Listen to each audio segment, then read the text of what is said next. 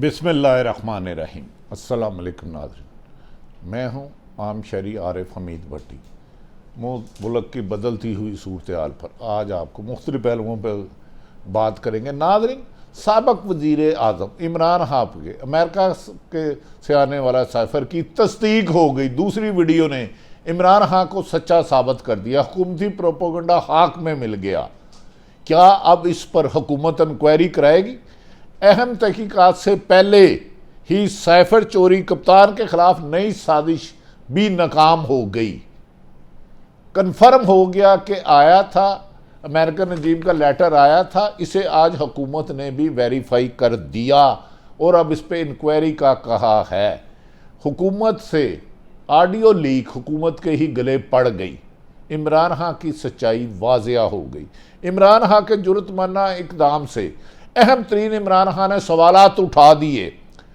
मरियम नवाज की खुशियों को भी लगता है नज़र लग गई। अगली आले शरीफ का मुख सुप्रीम कोर्ट में ठपने की उम्मीद की जा रही है। क्या नैब कवानीन में तरमीम सुप्रीम कोर्ट से नून लीग के लिए कोई बुरी खबर साबित हो सकती है? अगर अरबों खरबों रुपए के केस जिसको नैब में तरमीम करके पीपल्स पार्टी और नून लीग को फेवर दी गई थी, अगर उन्हें बरकरार रखा जाता है तो फिर बड़ी बड़ी सियासी शख्सियात जो ऐवान इक़्तिदार में एंजॉय कर रहे हैं हुकूमत, वो गिरफ्तार हो सकते हैं।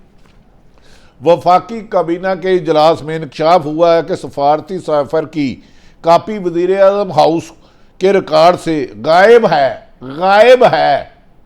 आई नहीं थी, आई थी मगर गायब है और इसे सफारती सफ़र को फ्रॉड, जालसाजी और फैब्रिकेशन के बाद चोरी कर लिया गया है। ये चोरी किसने किया?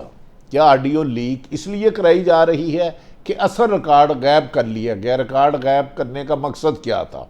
अगर एक लेटर आया था, डोनाल्ड डू से बात हुई थी, सफारतकार ने भेजा था, तो वो पीएम हाउस से चोरी कैसे हो गया? वजारत खारजा ने में कौन कौन है जिसने इस लेटर को ज़ाया किया? इस सबूत को ख़त्म करने की कोशिश की। एक पंडोरा बक्स नया खुल गया। वज़ीर आज़म शहबाज शरीफ की ज़ेर सदारत वफाकी काबीना का इजलास हुआ, जिसमें ऑडियो लीक्स के हवाले से अहम फैसले किए गए हैं कि अब इमरान खान को इसमें फंसाना है, लेकिन आइनी और कानूनी तौर पर तो वो सच्चे साबित हो रहे हैं। साइफर तो आया है, रिकॉर्ड पर मीटिंग मिनट्स भी मौजूद हैं, नेशनल सिक्योरिटी कौंसिल के भी मौजूद हैं। DGISPR साहब ने भी फरमाया था कि हाँ, मुदाखलत हुई है। इलामिये के मुताबिक ऑडियो लीक्स की तहकीकात के लिए काबीना की खसूसी कमेटी तश्कील दे दी गई है और नेशनल सिक्योरिटी कमेटी की तरफ से ऑडियो लीक की मुकम्मल तहकीक के फैसले की तायद की गई है। वफाकी काबीना ने करार दिया है कि साइफर की चोरी आईनी हलफ कवानीन बिलखसूस ऑफिशियल सीक्रेट एक्ट की संगीन खिलाफ वर्जी है और इसकी सज़ा, इसे करने वालों को सख्त तरीन सज़ा दी जाएगी। ये रियासत के खिलाफ नाकाबिले माफ़ी जराइम का इर्तिकाब है। कलीदी रियासती मफादात पर सियासी मफादात को फोकियत दी गई है। इसीलिए आज बिलावल भुट्टो ने कहा था, चाहे मौजूदा वज़ीर आज़म की रिकॉर्डिंग हो या साबक वज़ीर आज़म की, ये सियासत पर और जमहूरियत पर हमला है और एक क्राइम है। नाज़रीन, काबीना इजलास में इंकशाफ हुआ है कि सफारती साइफर की कापी वज़ीर आज़म हाउस के रिकॉर्ड से गायब है, जबकि साबक वज़ीर आज़म को भिजवाए गए साइफर को वज़ीर आज़म हाउस में वसूली का रिकॉर्ड में इंदराज भी मौजूद है, लेकिन कापी रिकॉर्ड से गायब कर ली गई। ये कौन से फरिश्ते हैं जो नज़र भी नहीं आते और हर चीज़ गायब हो जाती है? वह इस सिलसिले में वफाकी काबीना का कहना है कि लाजम है कि जिम्मेदारियों का वादे तयन किया करके उन्हें कानून के मुताबिक कड़ी से कड़ी सज़ा दी जाए। आखिर ये रिकॉर्ड किसने चोरी किया? इसमें रद्दोबदल हुआ तो किसने किया? इसकी मुकम्मल तहकीकात हो गई तो यकीनन पाकिस्तान में एक भूचाल आ जाएगा कि अगर वज़ीर आज़म हाउस में एक तो उनकी गुफ्तगू महफूज नहीं, अगर अमेरिका से एक लेटर आया वो भी महफूज नहीं, तो क्या पाकिस्तान का मुस्तकबिल किस तरफ जा रहा है। क्या ये बैरूनी साजिशें हैं या अंदरूनी मोरे भी इनके काम आ रहे हैं। काबीना ने फैसला किया कि खुसूसी कमेटी साबिक वज़ीर आज़म इमरान खान के साबिक प्रिंसिपल सेक्रेटरी के खिलाफ कार्रवाई का तयन करेगी, क्योंकि असल चोरी करने वाले को बचाया जा सके और इमरान खान की रिकॉर्डिंग बग करने वाले को सेव किया जा सके। उल्टा इमरान खान के खिलाफ इल्ज़ामात और प्रोपेगेंडा के लिए करोड़ों रुपए लगाए जा रहे हैं। पीटीआई ने यह इल्ज़ाम लगाया है। खसूसी कमेटी सेनेटर वज़रा के खिलाफ भी कानूनी कार्रवाई का तयन करेगी, क्योंकि असल हक़ाइक़ से पर्दा हटाने के लिए पीटीआई के लिए शिकंजा टाइट करने से हुकूमत की मुश्किलात में गैर जानबदार हल्के कह रहे हैं इजाफा होगा। मरीम नवाज और नवाज शरीफ के ख़ानदानों की खुशियों को जैसे किसी की लगता है नज़र लग गई है। कल इनको रिलीफ मिला था और वो इस्लामाबाद हाई कोर्ट से बाइज्जत बरी हो गई थी नैब के प्रोसिक्यूशन की नाकस कारकर्दगी की वजह से।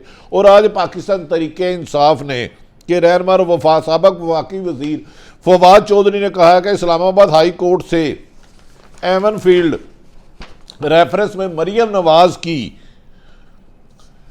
बरी होने के खिलाफ इनकी जमात सुप्रीम कोर्ट से रजू करेगी। और उन्हें यकीन है कि सुप्रीम कोर्ट के 3 रुकनी बेंच ने जेआईटी बनाई थी जिसमें आला तरीन अफसरान शामिल थे और वहाँ से ये केस जो मरीम नवाज और कैप्टन सफदर को बरी किया गया है उस सज़ा को बहाल रखा जाएगा और दोबारा इनको जेल जाना होगी।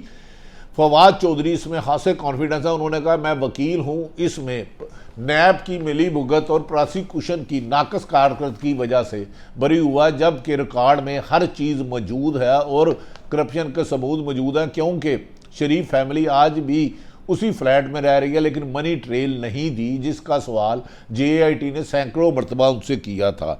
याद रखें कि नैब तरमीम के खिलाफ इमरान खान की दरख्वास्त सुप्रीम कोर्ट में समाअत के लिए पहले ही मुकर्रर हो चुकी है। चीफ जस्टिस उमर अता बंदयाल साहब की सरबराही में 3 रुकनी बेंच 4 अक्टूबर को इमरान खान की दरख्वास्त की समाअत करेगा, जिसमें मोहतरम जस्टिस एजाजुल एहसन साहब और जस्टिस मंसूर अली शाह 3 रुकनी बेंच का हिस्सा होंगे। अब शरीफ खानदान का सियासी मुस्तकबिल का फैसला सुप्रीम कोर्ट ही में होगा। अगर सुप्रीम कोर्ट ने नैब में मुलजमान को अरबों रुपये लूटने वालों को की गई तरमीम ख़त्म कर दी तो फिर कई जश्न मनाने वाले, मिठाई खाने वाले सोग में चले जाएंगे और नैब सहूलतों से फैज़याब नहीं हो सकेंगे और उनको दोबारा कानून का सामना करना पड़ेगा। इमरान खान ने कहा कि बहुत जल्द वो आवाम में पाकिस्तान की हकीकी जंग का ऐलान करेंगे और इसके बाद सिर्फ़ और सिर्फ साफ शफाफ इलेक्शन ही मुल्क की बका की ज़ामन होगा। सारी सूरत हाल आप तक रखी। अल्लाह ताला पाकिस्तान का हामी और नासिर हो। पाकिस्तान जिंदाबाद।